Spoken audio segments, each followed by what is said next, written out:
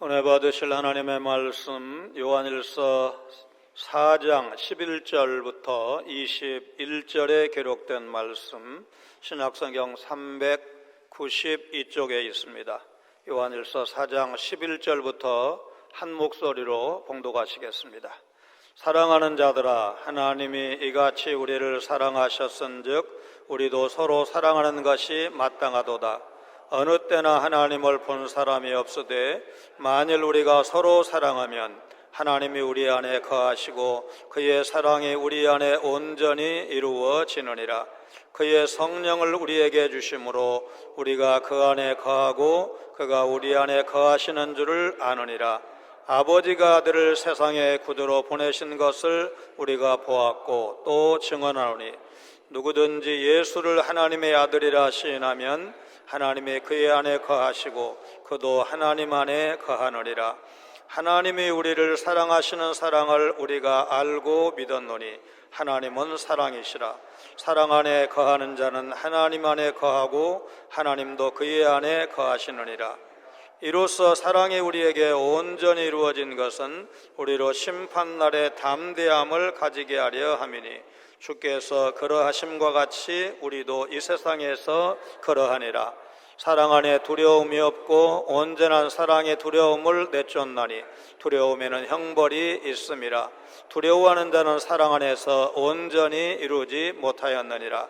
우리가 사랑함은 그가 먼저 우리를 사랑하셨음이라. 누구든지 하나님을 사랑하노라 하고 그 형제를 미워하면 이는 거짓말하는 자니 보는 바 그 형제를 사랑하지 아니하는 자는 보지 못하는 바 하나님을 사랑할 수 없느니라. 우리가 이 계명을 주께 받았나니 하나님을 사랑하는 자는 또한 그 형제를 사랑할지니라. 아멘. 지난 수요일 밤에 필리핀 선교 30주년 감사 예배를 방가신한 푸른 초장 교회에서 드렸습니다. 빈자리가 보이지 않을 정도로 많은 성도들 또 한국인 선교사들이 참석했습니다.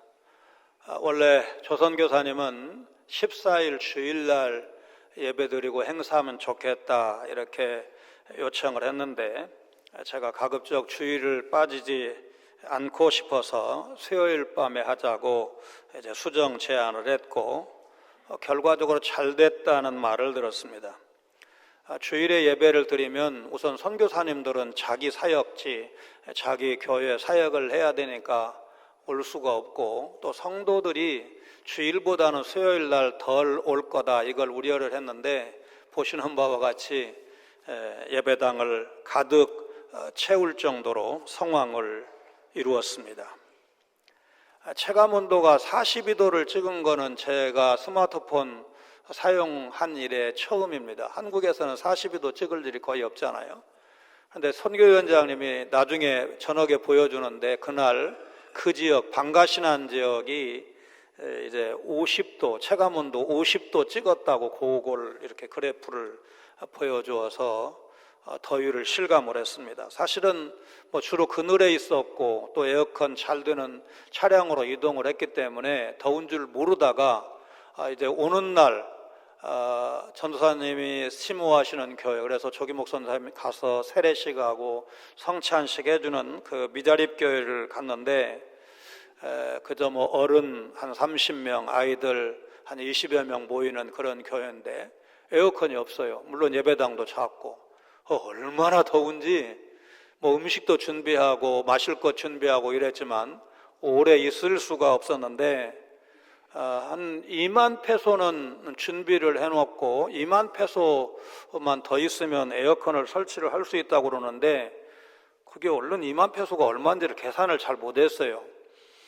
우리 돈으로 하면 한 50만 원 정도 모아놨고 50만 원 정도 더 있으면 에어컨 설치할 수 있다는데 그걸 해결해 주지 못하고 와서 마음이 편치 않았습니다.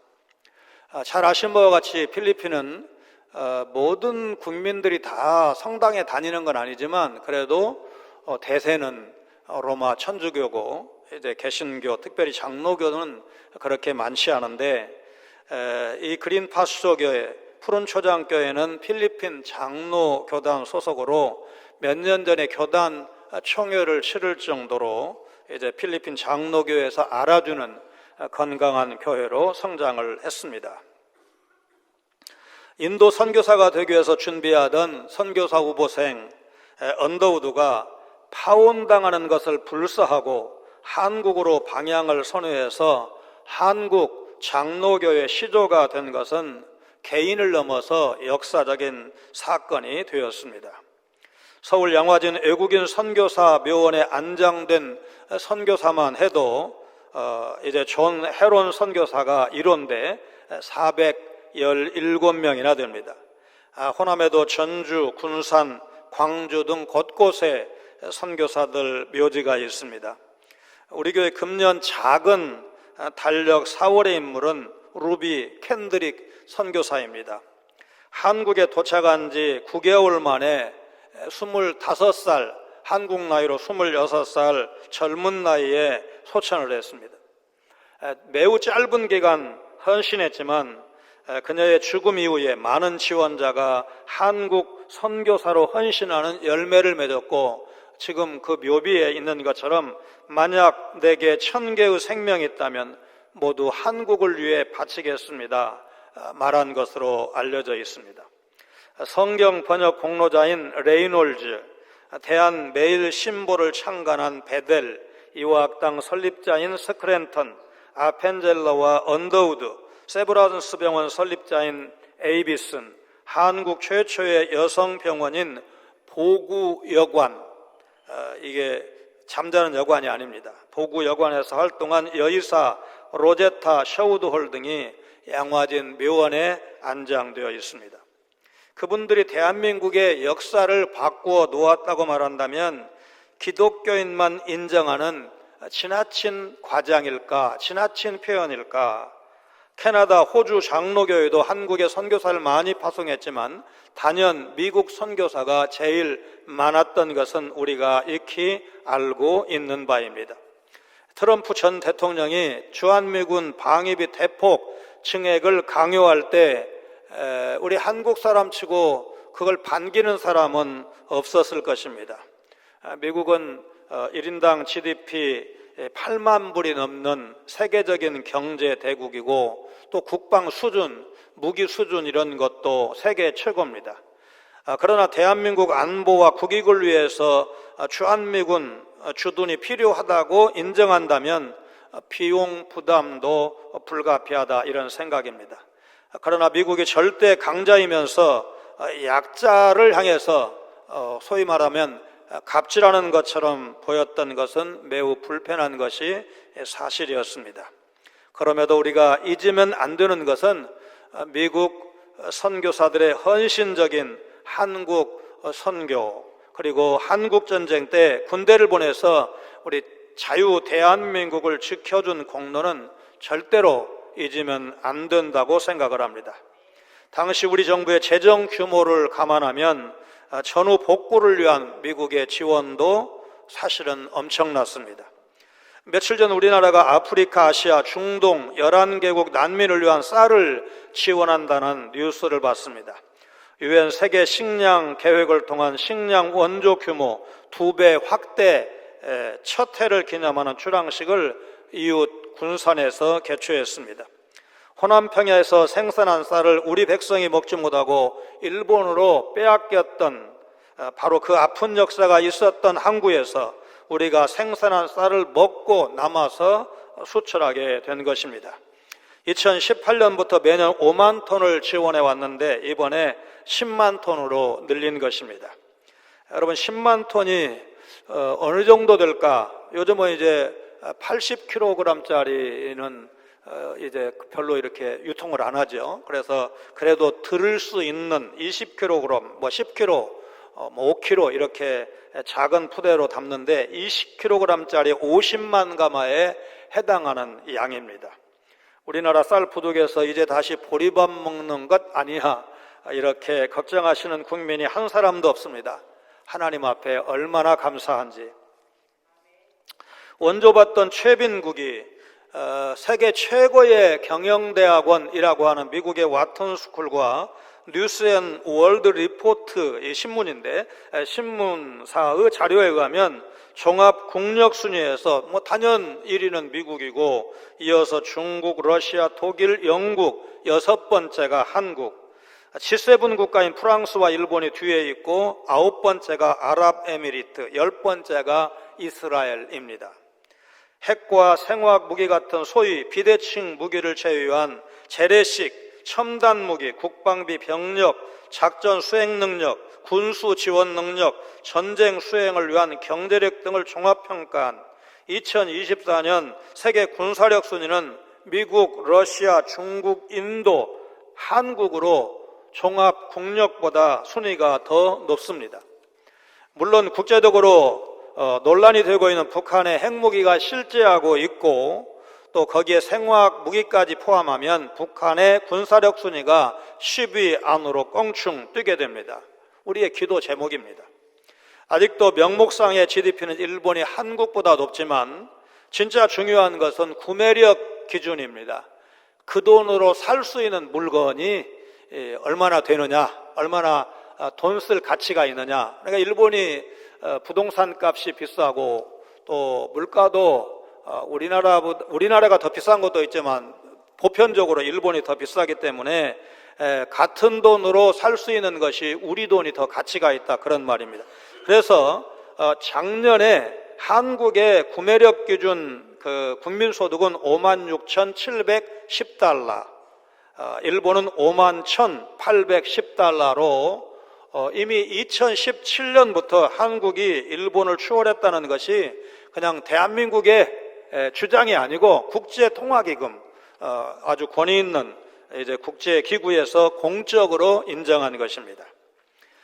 월드비전은 한국 전쟁을 배경으로 해서 출범을 한 국제구호기관입니다. 그래서 창립 이후에 약 40년 동안 우리는 지원을 미국이나 선진국들 이제 구호기금을 받아서 고아나 어려운 사람들이 자립할 수 있도록 했습니다. 그러다가 91년인가부터 우리가 이제 돕는 나라로 유상이 바뀌었는데, 지금 현재는 세 번째 돈을 많이 내는 그런 나라가 되었습니다. 우리 앞에 이제 미국이 있으니까 미국을 당장에 추월하는 것은 쉽지 않겠지만, 어쨌든 세계에서 적어도 월드비전을 통해서 돈 많이 내는 세 번째 나라가 되었고, 또 상임이사국이기도 합니다. 자, 이렇게 도움을 받던 나라에서 도움을 주는 나라로 바뀐 것, 절대로 평가 잘할 수 없습니다. 하나님 앞에 감사하고 또 감사할 일입니다. 여러분은 자신이 기독교 신자라는 사실을 어떻게 나타내십니까? 오늘 본문은 사랑이라고 말씀을 합니다. 또 그 사랑은 온전한 사랑이라고 말씀하는데, 부족하고 연약한 우리 안에 온전한 사랑을 이루는 것, 그게 과연 가능한 일일까? 사도 요한은 요한일서 4장 7절로 5장 3절에서 사랑의 실천에 대해서 가르치고 있습니다. 형제를 사랑하고 교회 공동체에 속한 교회는 물론이고 교회 밖 사람인 불신자까지도 포함해서 사랑해야 한다는 것입니다. 7절에는 사랑이 하나님께 기원한 것이고, 8절에는 하나님의 사랑이시며, 9절 10절에는 아들을 보내셔서 십자가에서 희생시키신 것으로 우리에게 하나님께서 사랑을 보여주셨는데, 그 사랑을 입은 우리는 어떻게 살아야 하는가? 11절로 16절 말씀을 통해서 신자는 하나님의 사랑으로 형제를 사랑해야 한다는 사실을 사도 요한이 말씀하고 있습니다. 요한은 신자의 윤리가 이런 당위성에 근거해야 함을 말하고 있습니다. 사랑하는 자들아, 친근하게 부르면서 이렇게 말합니다. 하나님이 이같이 우리를 사랑하셨은즉 우리도 서로 사랑하는 것이 마땅하도다. 사도 요한이 여기서 말하는 사랑은 이론적이고 관념적인 것이 아니라 하나님 사랑을 깨달은 자들의 구체적인 형제 사랑을 말합니다. 그렇게 서로 사랑을 실천할 때 하나님이 신자 안에 거하시고 하나님의 사랑이 신자 안에서 온전히 이루어진다는 것입니다. 그런데 당시의 영지주의자들은 신비적인 경험을 통해서 하나님을 직접 보았다고 주장을 했습니다. 그러나 성경은 하나님은 영이시기 때문에 우리의 육신의 눈으로 볼 수 없다고 말씀하고 있습니다.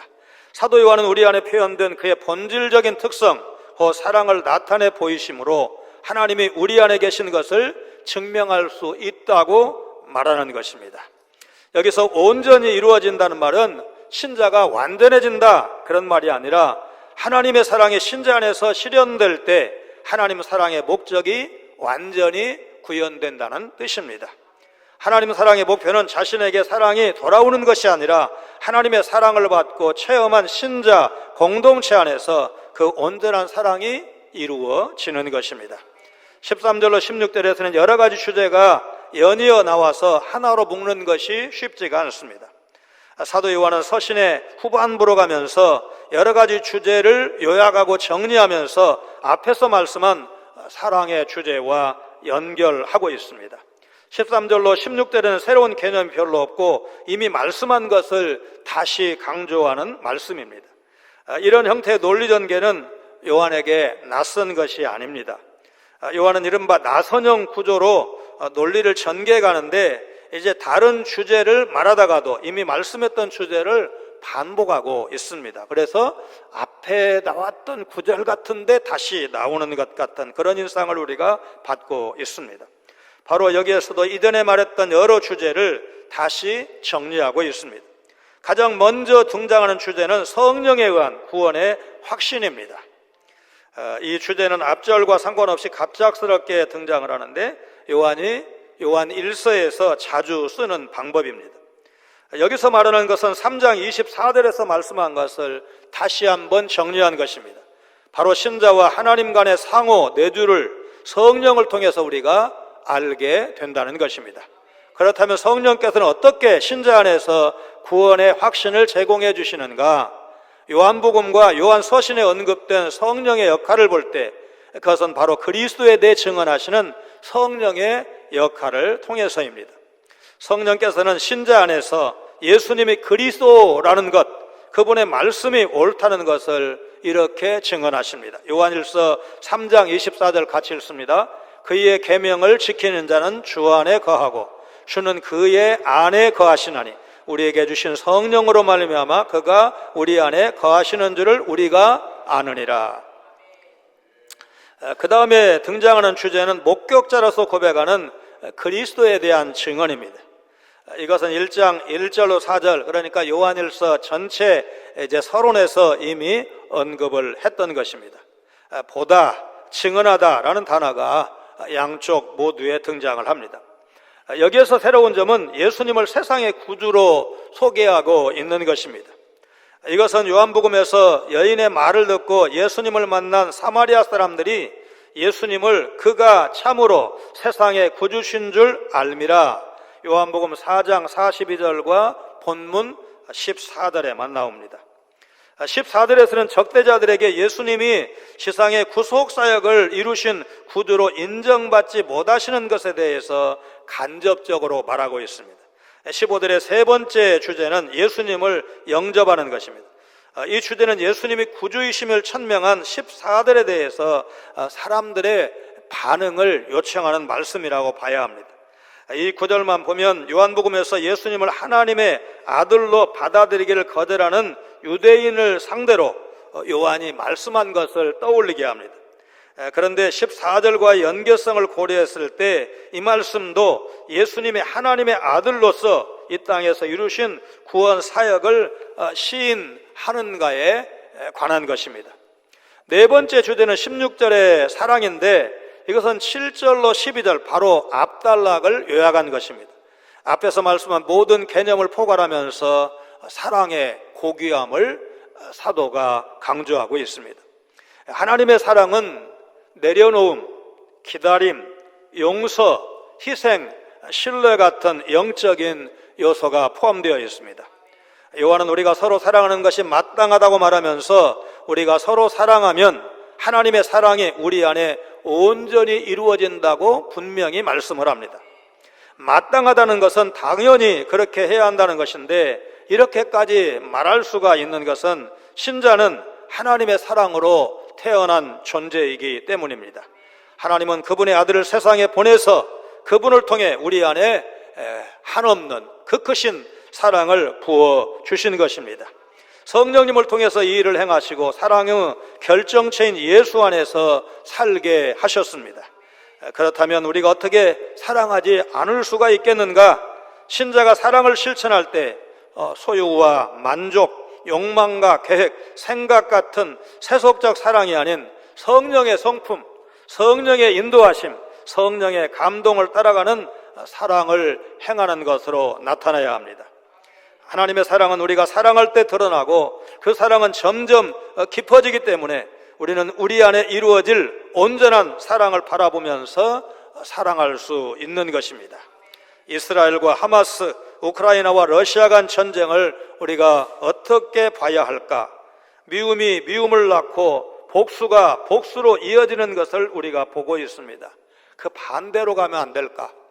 작은 화해의 제스처를 보내면 더 큰 화해로 화답을 하고 그렇게 해서 다시 평화의 시대를 살 수는 없을까? 이런 소망을 가져봅니다. 17절로 18절 말씀을 통해서 신자는 형제 사랑으로 심판날을 담대히 맞을 수 있다는 말씀을 우리가 다시 보게 됩니다. 17절의 이로서와 우리에게는 이전의 내용, 그러니까 16절 뿐만 아니라 특별히 12절 어느 때나 하나님을 본 사람이 없으되 만일 우리가 서로 사랑하면 하나님 우리 안에 거하시고 그의 사랑이 우리 안에 온전히 이루어지느니라. 이 말씀을 강조하는 구절로 보입니다. 우리에게는 하나님의 사랑이 특별히 이제 요한일서 독자들에게 온전히 경험되기를 소망하는 저자 요한의 염원을 담고 있습니다. 하나님의 사랑, 실절에 다른 사람을 향한 사랑이 우리로 대변되는 믿음의 공동체 안에서 온전히 이루어지면 심판날에 담대함을 얻게 될 것이다. 다시 말씀드리면 자신의 독생자를 화목제물로 보내신 하나님의 사랑이 우리에게서, 우리 교회 공동체에서 온전히 이루어지는 사랑의 목표가 달성되면 우리가 하나님 앞에 섰을 때, 하나님의 심판대 앞에 섰을 때 담대하게 설 수 있다는 것입니다. 17절의 내용은 2장 28절에 주께서 강림하실 때 우리로 담대함을 얻어와 같은 맥락입니다. 17절 하반절에 주께서 그러하심과 같이 우리도 이 세상에 그러하다는 말씀은 다양한 해석이 가능한데 하나님과 예수님의 관계를 언급하면서 예수님의 사역을 설명한 요한복음 5장 19절 하반절과 관련지어서 이해할 수가 있을 것입니다. 아들이 아버지께서 하시는 일을 보지 않고는 아무것도 스스로 할 수 없나니 아버지께서 행하시는 그것을 아들도 그와 같이 행하느니라. 여기에서 그와 같이 행하느니라 하는 말씀과 본문 17절에 그러하니가 서로 연결이 되는 것입니다. 서로 사랑함으로써 하나님의 사랑을 구현한 그리스도인들은 하나님의 심판 앞에서도 담대하다는 의미에서 사도 요한은 사랑 안에 두려움이 없다고 말씀한 것입니다. 온전한 사랑은 우리를 자유롭게 합니다. 모든 죄인을 위해 아들을 화목제물로 십자가에 죽게 하신 하나님의 사랑은 두려움과 형벌로부터 우리 성도들을 해방시켜 주는 것입니다. 사랑이 우리 안에서 온전히 이루어지면 우리 성도는 심판날에도 담대해질 수 있다는 말씀은 사랑하며 사는 삶에 담대함이 주어지는 것을 말씀하고 있는 것입니다. 사랑 안에는 심판에 대한 두려움이 없고 온전한 사랑은 오히려 두려움을 내쫓는 것입니다. 그러므로 우리는 매 순간 사랑하며 살기를 힘써야 합니다. 경쟁이 치열한 현대 사회에서 불안과 초조함 속에 두려움으로 산다는 것은 힘겨운 삶일 수밖에 없고 담대함이 없다면 형벌에 대한 두려움으로 심판날을 맞을 것이기 때문입니다. 자기 나름의 정의와 사랑을 추구하는 인간적으로 보면 썩 괜찮은 삶을 산다고 하더라도 하나님의 아들이신 예수님을 부인하는 자는 결코 정죄를 피할 수가 없습니다. 예수님을 거부하면서 하나님의 사랑이 온전히 이루어지기를 기대할 수는 없는 것입니다. 우리의 영혼이 좌우되는 심판날에 담대함이 없어도 괜찮다고 말할 수가 있을까? 주님은 자신이 사셨던 사랑의 삶을 오늘 우리도 살기를 원하십니다. 사랑하며 살 때 우리가 주님 안에 있음을 확인하고 담대하게 나아갈 수 있다는 사실을 여러분 믿으시기를 바랍니다. 마지막 19절로 21절 말씀을 통해서 신자는 형제 사랑으로 하나님을 향한 사랑을 보일 수 있다는 것입니다. 사랑은 하나님으로부터 시작이 됩니다. 저자는 우리를 향한 하나님의 사랑을 강조하고 있습니다. 또 하나님을 향한 우리의 사랑도 신실해야 할 것을 가르치고 있습니다. 하나님을 사랑한다고 하면서 형제를 미워하는 사람이라면 그는 거짓말하는 자다. 누구든지 예외가 없다는 말씀을 우리가 기억해야 합니다. 아무리 세상에서 위대한 사람이라 할지라도, 그가 아무리 뛰어난 교회의 지도자라 할지라도, 요한일서 3장 18절이 말씀한 바와 같이 말과 혀로만 사랑하고 사랑의 실천이 없으면 거짓말하는 자, 곧 마귀의 자식이라는 것입니다. 형제를 사랑하지 못하는 사람은 하나님 역시 사랑할 수가 없습니다.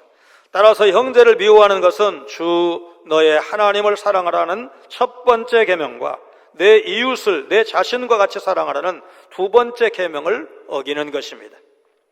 21절에 우리가 이 계명을 주께 받았다는 하나님의 사랑을 형제 사랑으로 실천하는 것이 우리가 예수님께 받은 계명임을 사도 요한이 강조하고 있습니다. 요한복음 13장 34절, 14장 15절, 15장 17절 차례로 같이 읽습니다. 새 계명을 너희에게 주노니 서로 사랑하라. 내가 너희를 사랑한 것 같이 너희도 서로 사랑하라. 너희가 나를 사랑하면 나의 계명을 지키리라. 내가 이것을 너희에게 명함은 너희로 서로 사랑하게 하려 함이라. 예수님과 관계없는 하나님을 향한 사랑이나 형제를 향한 사랑은 거짓입니다. 하나님이 먼저 우리를 사랑하셨기에 우리가 서로 사랑할 수 있다는 사실, 누구든지 하나님을 사랑한다고 말하면서 형제를 미워하면 그는 거짓말하는 자라는 것, 가슴에 깊이 새겨야 할 것입니다. 사랑의 삶을 사는 것은 눈에 보이는 형제를 사랑하는 것입니다. 막연히 앞으로 기회가 되면 사랑할 거야, 사랑하고 싶어가 아니라 지금 즉시 사랑해야 합니다. 그에게 다가가 그의 필요를 채워주고 격려하고 세워줄 때 우리는 사랑을 실천하고 있다고 말할 수가 있는 것입니다. 이 사랑은 하나님이 우리에게 먼저 행하셨습니다. 그분은 사랑을 말로만 하신 것이 아니고 예수님의 십자가를 통해서 확실하게 우리에게 보여주셨습니다. 우리는 그 십자가를 떠올리면서 형제를 사랑해야 합니다. 그렇다면 십자가를 생각한다면 품지 못할 사람이 있을까? 돕지 못할 사람이 있을까? 사도 요한은 눈에 보이는 형제를 사랑하지 못하면서 보이지 않는 하나님을 사랑할 수는 없다고 말씀을 했습니다. 우리는 예수님으로부터 받은 서로 사랑 계명을 온전히 이루어 드려야 합니다. 제리 주커 감독이 제작한 사랑과 영혼이라는 영화, 여러분 많이들 보셨을 겁니다.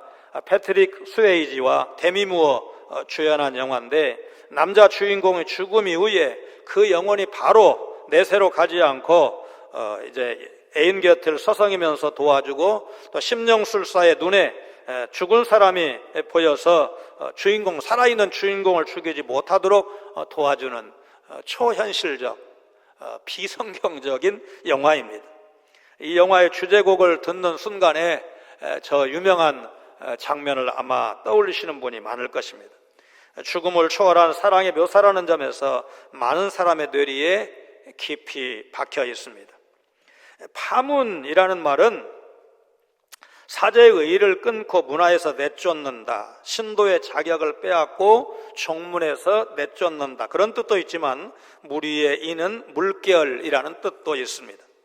세상은 이기주의가 기본입니다. 그런 세상에도 사랑의 물결이 점점 퍼져가야 이 세상이 살 소망이 있을 것입니다.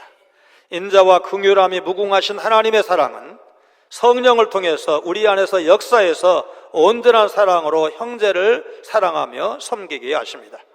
시편 103편 8절과 예레미야 애가 3장 20절로 22절 말씀 차례로 같이 읽습니다. 여호와는 긍휼이 많으시고 은혜로우시며 노하기를 더디하시고 인자하심이 풍부하시도다.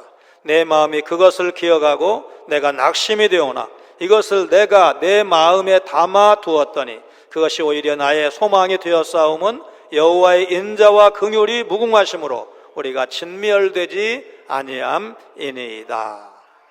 아멘. 여러분, 십시일반이라는 말 아시죠?